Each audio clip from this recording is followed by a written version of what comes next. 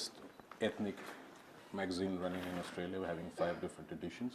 Oh, how nice. I'm Rajesh from Indus. That's what And where does it come out from? It comes from Sydney, Melbourne, Perth, Adelaide, Brisbane. Oh, wow. All 5, and all are 5 different editions. Fabulous. I should have got the Adelaide edition where your son is on the front page. Oh, really? For his tour for Orissa, he went for some work in Orissa. Yes, on a charity work. Charity yes, work, yes. and we got that entire episode from US company, and we had carried it as a front page. I forgot to put that. I'm sorry. You would have loved to see him. You can always send it to us. We'll have a look at it. Thank you. Thank you very much. Thank you very much, sir, for giving us the time to come and see you. No, not at all. It's my pleasure. 15 hours of flying doesn't make... This is the happiest moment of me, because I have been following you from, I think from Ginjir. That time I was very young, and you're my idol, and you have always been my idol. Thank you so much. Thank you. The energy, and you're a vegetarian, you keep your regime where you sleep early, you get up early, you're always on time. You've got the best of everything. How do you manage to do all that? Actually, a lot of people say the other thing. They say that, I don't sleep, I work late at night. But I think that one of the things in being a professional is to, just to be able to follow certain professional ethics. And that's a given, I guess. So if someone needs you at a particular time, you get there on time. If you can't, you apologize and say you're going to be late. But I think these are very normal ethics in professionals. As far as the quantity of work is concerned, if you schedule it in a proper manner, it all works out fine. And my schedule department, works a little overtime to fit in all my appointments and engagements and work engagements as well. So it works out fine. I know I'm getting away from the questions of Bhutnath, but I saw the Coffee with Karan with you and your daughter long time back. It's not very long. Yeah. And there she was talking how methodical you are, how organized you are in life. Gosh, no. Did she say that? Yeah, she was talking about your sprays being one in the toilet, one next to in your car, next to your bedroom. Everything should be in place. Your magazines come and everyone has to sign. Oh gosh, yeah. And I like that, because there has to be some discipline in today's world, because I have tremendous problem controlling my young kids in Australia. So how do you manage to do all that? Well, just you pick it up and put it in the right place, I guess. No, I don't think that there's any kind of methodology that goes into this. It's just something that comes, conveniently to you, and if it makes your life a little easier by keeping things in a particular manner, you go ahead and do it. Wish I could teach my kids to do this. Now, coming back to Bhutnath Returns. Yeah. Bhutnath Return is built as a political satire on the current political situation in India. And do you think the release of the film close to the general election is trying to encash the prevailing the political... Well, I think that the release of the film and the date is purely coincidental. We started working on this film a year and a half ago, and we never knew that the elections would be declared at this point of time. So that's purely coincidental. And it's not entirely a political satire. It's got a lot to do with the relationship of Bhutnath, who, if you saw the previous Bhutnath, goes up to the heavens, and he actually enters at a point where this film starts now, which is he goes back to Bhoot world, which is a fantasized world of ghosts, and they all live there in pretty normal circumstances, just like you and me sitting around, and they have a world of their own. It's much like any other city, except it's fantasized and it's not supposed to be on Earth. And when he reaches there, he is always laughed at by all the other ghosts whenever he crosses a street or goes anywhere. And this is very confusing to him. It's very embarrassing also. And he goes and asks the CEO of Bhoot World, there's a manager who looks after the entire world. Why are they doing this? And they say, you are to blame because you were down there and you couldn't scare a single kid even. One small kid, you couldn't scare him. So that's why they're laughing at you, because you've insulted what ghosts are supposed to be doing. And so after a conversation, he says, how do I get rid of this problem? And they say, okay, we'll send you down again. And all you have to do is scare a couple of kids, and that'll make amends. So he's sent back again, not as a human being, but as a ghost. And because nobody can see him, he tries to scare a few kids. They don't believe him because they can't see him. They laugh at him again. And he's very frustrated until one day, one more kid that he comes across is actually able to see him. And how this relationship builds between this young kid who comes from a very a poor region of the city. He comes from Dharavi, which perhaps you know is a very large slum, perhaps the largest in Asia. And he comes from very poor circumstances. And finally, it boils down to the fact that there's a politician who is representing that area, but is not doing the job that he's supposed to do, and how the two of them combine together to get into, the whole political arena. Whether he is going to be able to fight an election or not, whether he does, whether he wins or loses, that's part of the story. But during the course of that process, there are some very pertinent points which are made in the story, which reflect the state of the nation, what needs to be done in the eyes of these two. And it's purely, done in a satirical form with some humor in it. And that really is the story of Bhootnath Returns. So it has a wider spectrum, so you'll take it from the youngsters to Yes, to we kids. hope, yes, it'll go from the kids and, how they deal with the ghost in the beginning, and then how it becomes slightly more mature and taking on some of the issues that are facing all of us, in the present state. Your journey in life has been incredible.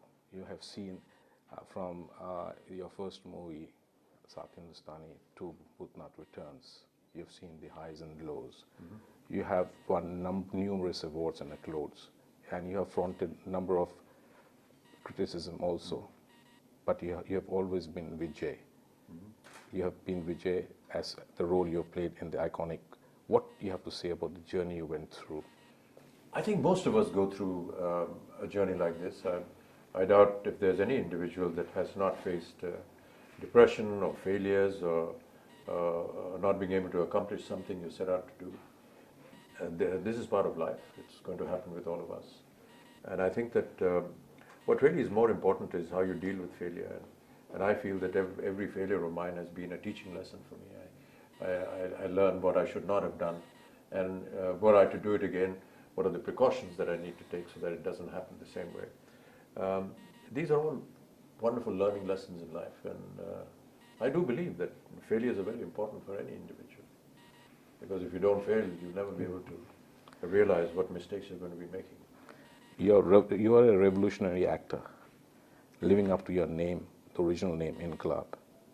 And well, that was actually, that's a wrong story that's been circulated.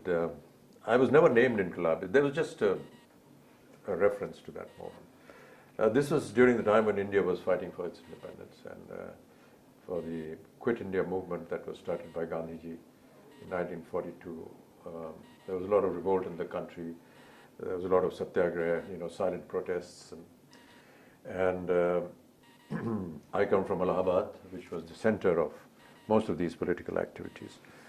And on one such moment, when my mother was pregnant with me, at a very late stage, almost 8 months, there was close by to where we were living, another procession and another protest.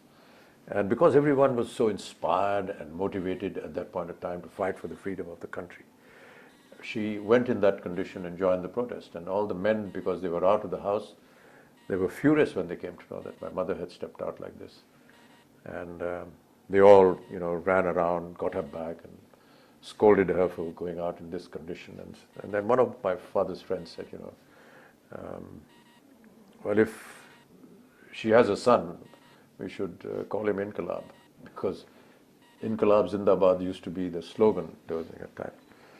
So that was just a, you know, a happy story. But I was never named that. I was always called Amitabh. And Amitabh, you know, it means the light that never dies. Yeah, it's called everlasting light. Everlasting. It was the name given to Buddha. What do you have to say to the innumerable fans you have world across the world? Well, I'm just very fortunate, and I love the fact that there are many of them here, and also from Australia, where you come from. I interact with them almost on a daily basis through the social medium. I'm truly honored and very, very happy that even after so many years, there are a few who still enjoy my company and see my films and give me an opportunity to be with them and interact with them. You're on my Facebook. Salman is on my Facebook, and Shah Rukh is on the CP. You are the most active on the Facebook. Every time you and the amount of things you write on the Facebook, I love to read it. When you were in Sydney for Gatsby, you said, "What clear blue skies." And how do you manage to get time and be so tech savvy? Because I'm much younger to you, but still I struggle with iPads. Yeah, even I do actually. So, but you are so methodical. You're working 12 hours, 14 hours a shift. Sometimes I've seen on your blogs that 18 hours you have worked non-stop. And then how do you manage to do things? Well, it's just that something that has become a routine now.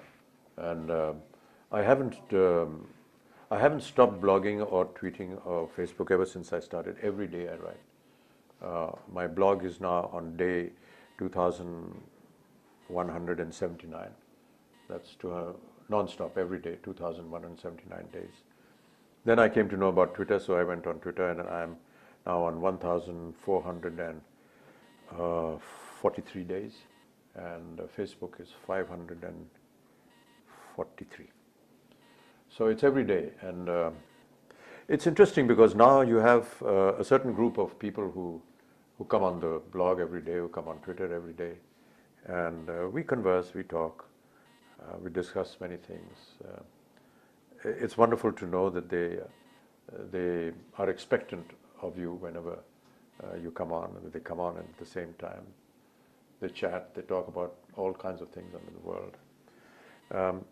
There are many who respond, and I have devised a method in my blog where I read their responses when they come in, and I have another area below their response where I can respond to their response. So it's not just the blog.